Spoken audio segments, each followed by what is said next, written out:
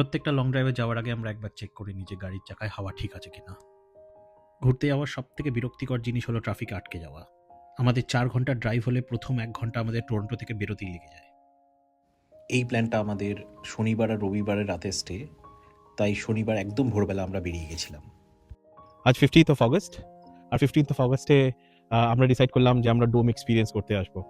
তো এই লোকেশনটা টরন্টো থেকে প্রায় ৩০০ কিলোমিটার দূরে। এই পুরো এরিয়াটা 50 একর্স। তো ডোম এক্সপিরিয়েন্স করার ইচ্ছা আমাদের অনেক দিনেরই ছিল, কিন্তু বেসিক্যালি এগুলো পাওয়া খুব মুশকিল, কারণ এইটার সবচেয়ে ভালো সময় ডোম এনজয় করার হচ্ছে সামার আর ফল।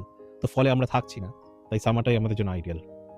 এটা ডোমের এন্ট্রি, ভেতরটা পুরোটাই এয়ার টাইট, কিন্তু এখানে এসি আছে যেহেতু, তাই জন্য কোনো অসুবিধা হয় না।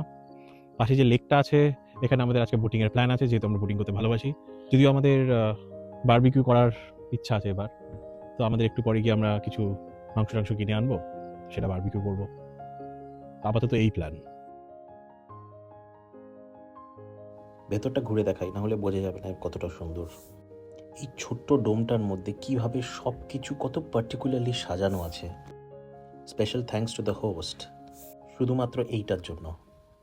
এইটা আমাদের থাকার এক্সপিরিয়েন্সটাকে অনেক এনরিচ করেছে। আমাদের পৌঁছতে বেলা হয়ে গেছিলো, তাই হঠাৎ আমি নোটিস করলাম যে ডোমের ভেতরটা বেশ গরম হচ্ছে। কিন্তু কোনো চিন্তা নেই, কারণ ডোমের মধ্যে পোর্টেবল এয়ার কন্ডিশনার ছিল। প্ল্যান বলতে গেলে সারাদিন ল্যাদ খাওয়া আর মুভি দেখা, আর আজ যেহেতু 15ই আগস্ট স্বাধীনতা দিবস, তাই ভাবলাম চাক দিয়েই দেখি।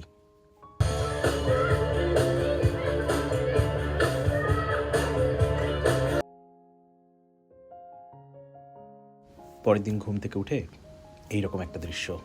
আজকে আমাদের লাস্ট ডে, তো তাই জন্য আমরা তাড়াতাড়ি ফ্রেশন আপ হয়ে বাইরে একটু খেলতে চলে গেলাম।